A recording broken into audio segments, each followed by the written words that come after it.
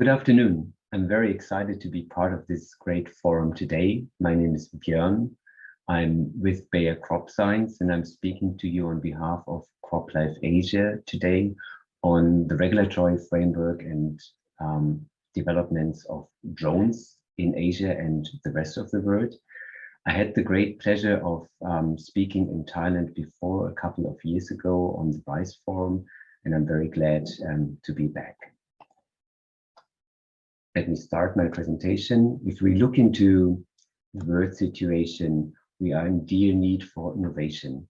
Agriculture, the agricultural land we are working on is very limited, but we have a growing population, specifically here in Asia Pacific. And without innovation, it will be very, very challenging to provide enough food for this planet. Drones certainly are a great opportunity to overcome this challenge and to support our farmers and support our food production in the region. Specifically, when we look into our Asian footprint here, our Asia Pacific situation, we are a smallholder region compared to the US or to Europe. Our plots are rather small and we did not have the consolidated landscape allowing for big tractors and other farm methodologies which brought efficiency to other parts of this world. But this is an opportunity. For this, we can actually leapfrog the big investment into such machinery and make use of drone technology, which suits our smallholder farming quite well and can be applied without big land consolidation as of today. So I see great potential here of innovating, of leapfrogging in Asia Pacific with the technology which we have at hand and which we discuss today. Looking into social trends here, specifically in Asia Pacific, we have an aging population that is a bit different from Northeast Asia to Southeast Asia. But in general, the farming population is shrinking over time. We have migrations also to the cities, to different kind of jobs, and farming gets more and more difficult. Labor costs are also rising, where drones could provide an innovative technology to actually apply much more efficiently, to apply larger areas of land in less time with the people we have in our farming community.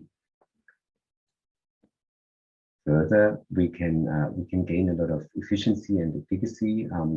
As mentioned, applications can be precise, can be time-saving. Hence, we can make sure we bring the crop protection which is actually needed in the respective growing situation, and we can do that safely. Specifically, when you look into operator exposure under traditional application methodologies, drone technology provide an opportunity for very safe applications if respective SOPs are followed and if the pilots are trained. And I'm sure as part of this workshop, we will have some good presentations on SOPs, on making sure that this technology can be used safely with the speakers following my presentation today. Further, if we look into the regulatory surroundings, drones is essentially just another way of spraying. So we have backpack sprayers, we have tractor mount sprayers, and what we usually regulate there across the world is the chemicals as such. So we register a certain product for application, whereas we do not regulate the spray technology in detail. So it usually does not matter if you apply via tractor spray or via handheld spray, and that's very often the case also for drones. What needs to be regulated differently, of course, is the vehicle. It's a flying object, so you have the civil aviation law, and you need to make sure that drones are being used safely, whereas the chemical spray application part as such could be part of the usual chemical registration process here in Thailand by the respective competent authority. Just as a case study, looking into drones into the country where this technology is being developed very strongly, where the big drone producing companies sit, China. China really has leapfrogged in drone technology. The acreage applied by drones, pesticides being applied by drones, is exploding. It's on an exponential curve.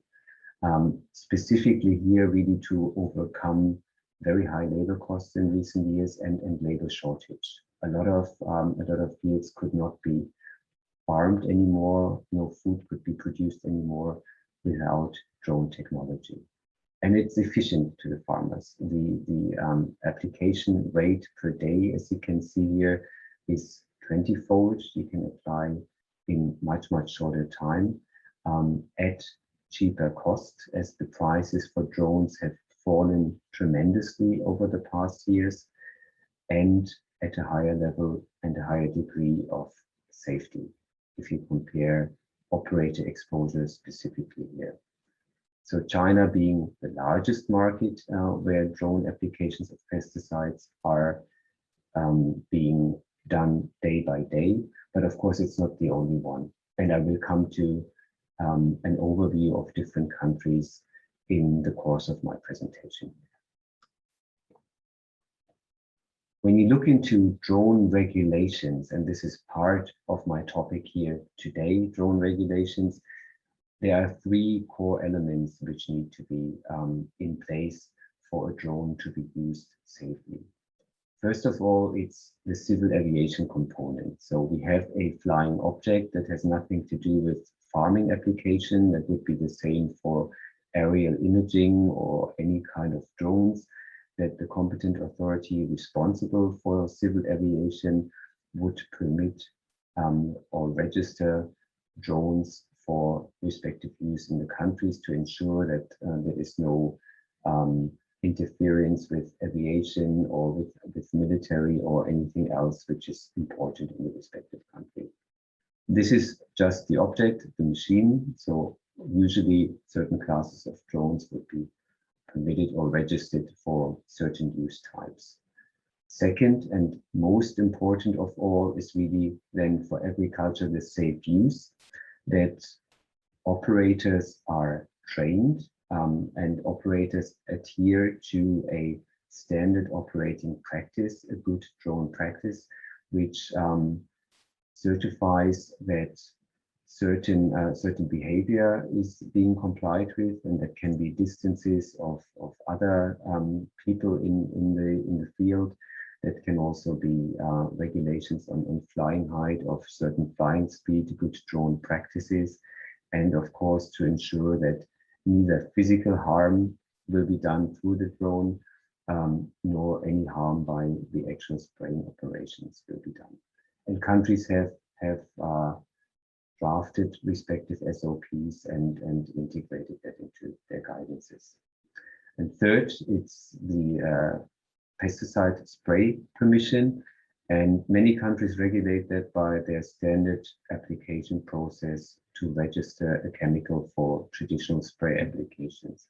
But we come to the details there a bit later in this course of the presentations. So again, to recap, three elements: civil aviation, second most important, the SOP and the good drone practices to be in place, which will also be taken up by following presentations here, and then to take a decision how to regulate spray applications of chemicals, either through existing laws and registration processes or through different processes. And I will come to the details here. So let's look a bit into an overview of regulations in Asia and worldwide, a little bit into the details. Japan, for us, is the country which is basically the origin or the mother country of drone use, as Japan has been using helicopters, small remote controlled helicopters, for the last 30+ years.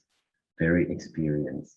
And I would like to take this as an example of a role model regulation with a country who has the largest experience on this planet for regulating such technology, as Japan has adopted their initial RC helicopter regulations to drones, and there's a guidance in place how to regulate drones. And this compares to the steps I have just introduced, the 1, 2, and 3. First of all, the vehicle as such needs to be approved by the civil aviation law. This is being done in Japan. Second, a pilot training scheme and licensing scheme is in place so that certified people can be flying drones and can be applying respective pesticides onto the fields. And third, the pesticide product registration. And pesticide product registration in Japan is being done by the normal pesticide regulation. Plus, there is a label extension for drone in this specific case, which is almost identical to the conventional registration. And I would come to that a little bit in the details here. So most important here in Japan is it to require the license to operate, be trained, have an SOP, and of course only apply registered products with your respective equipment in the field. Coming to the details, Japan has deregulated quite recently in 2019. So initially starting off with the RC helicopter regulation, they have required the pilot training and the SOP, and on top, they had requested a number of trials, such as efficacy trials and residue trials, to be done specifically with the RC helicopters or the drones. And when they switched from RC helicopters to drones, they realized, looking into their data sets, that there actually wasn't much of a difference or no difference at all between efficacy and also between residue if the same amount of active ingredient or product was applied onto the field.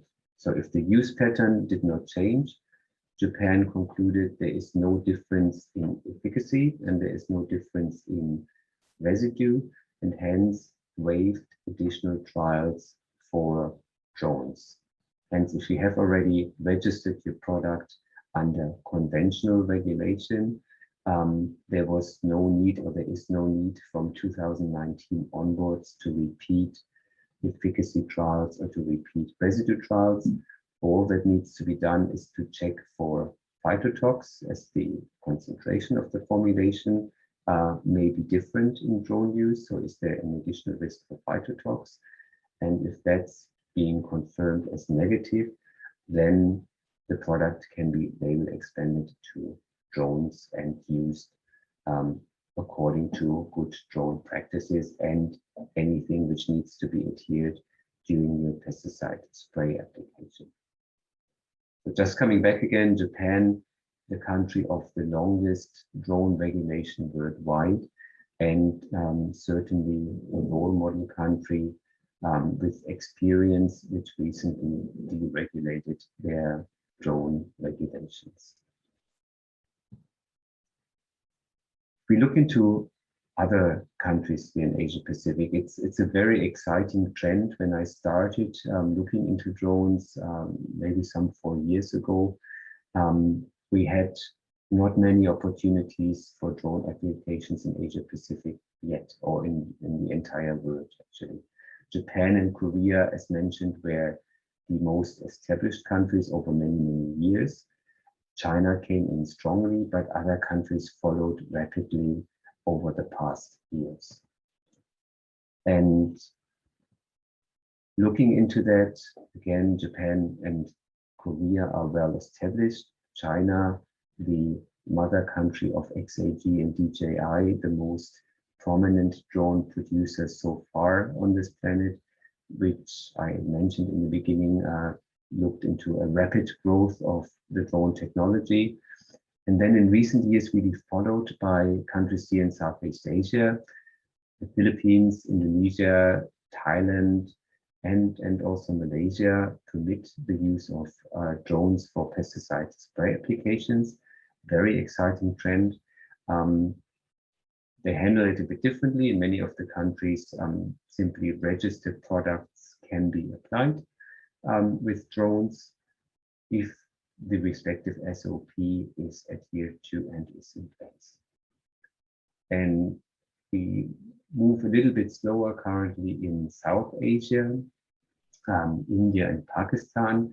Pakistan is just starting, whereas India has made very recent progress in drones and is discussing drone regulations very intensively currently and is on a very good path to also make this technology available potentially in the same manner as China anytime soon. Also very exciting currently is Vietnam. Vietnam PPD, the regulator there, is looking into drones very intensively, is working with CropLife, with industry, with farmers currently to test. And I would also think that in the very near future, potentially drones can be used in Vietnam. That's it for the overview in Asia. Now you might be asking, what is the rest of the world doing? Unfortunately, not as much as Asia.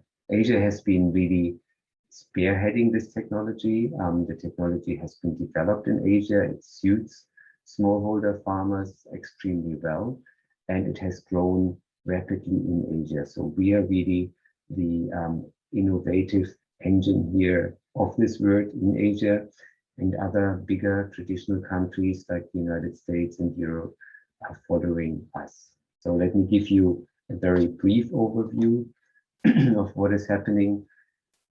So far, the United States, Canada have heavily started to look into drones and test drones. There is no regulation yet.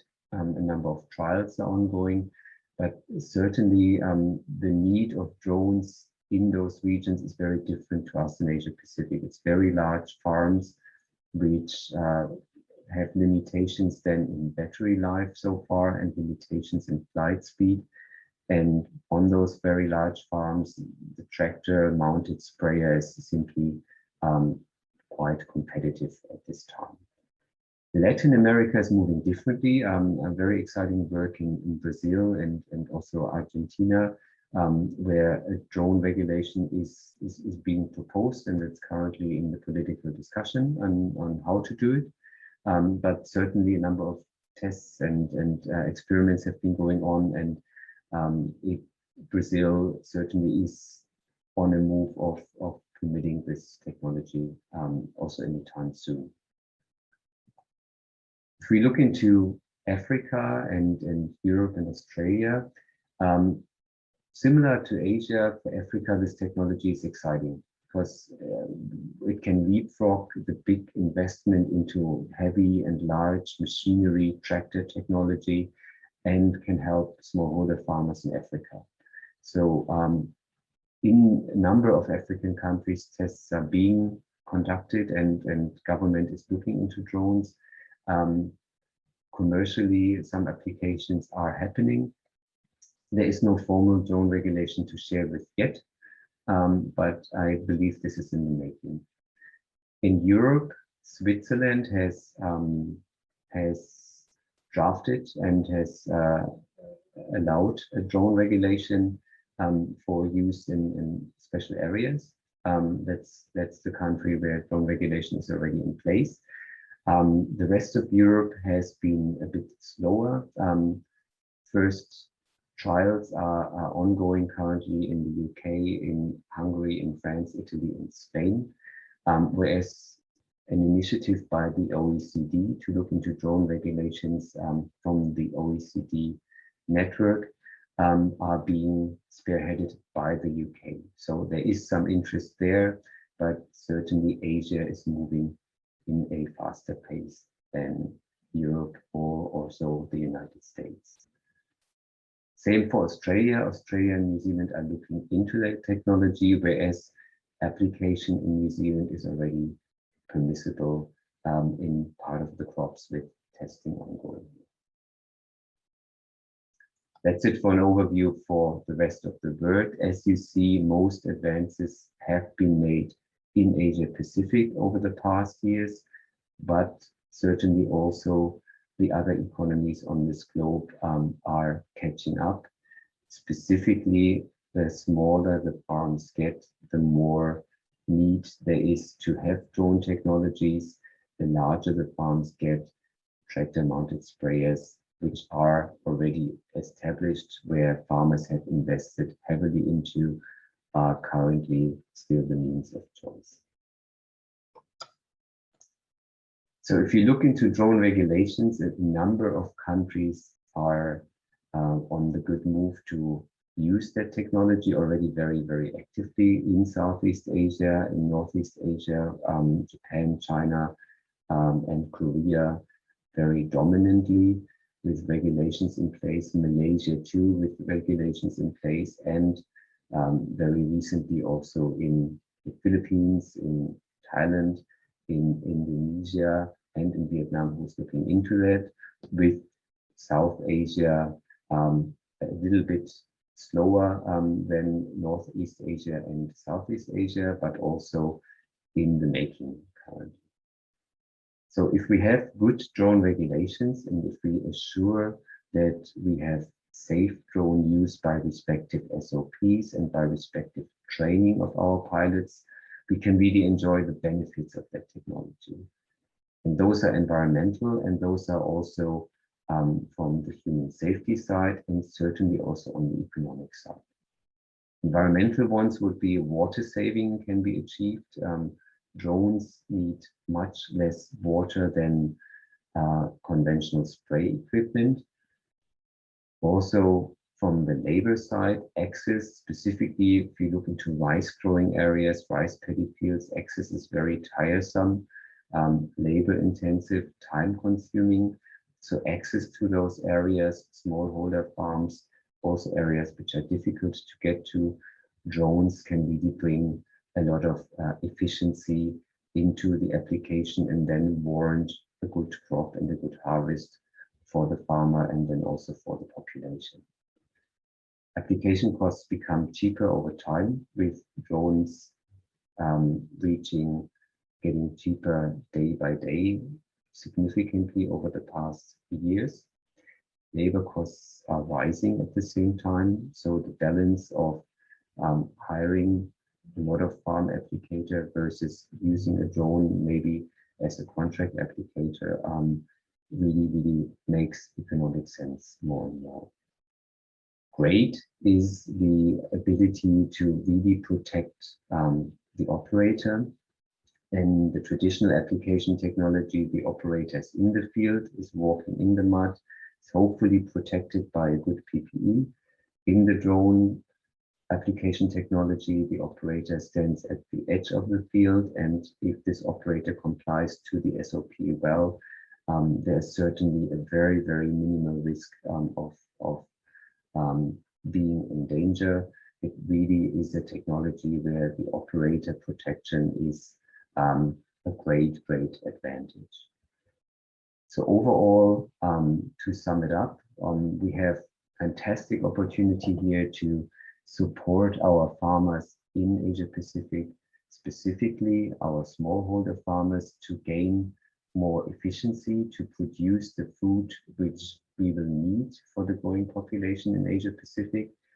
And we can do that in a very safe way when we comply to the SOP, in getting better operator protection and getting more precise applications, making sure that the labeled product is actually reaching the crop in the most efficacious manner, and we can be more efficient in the application.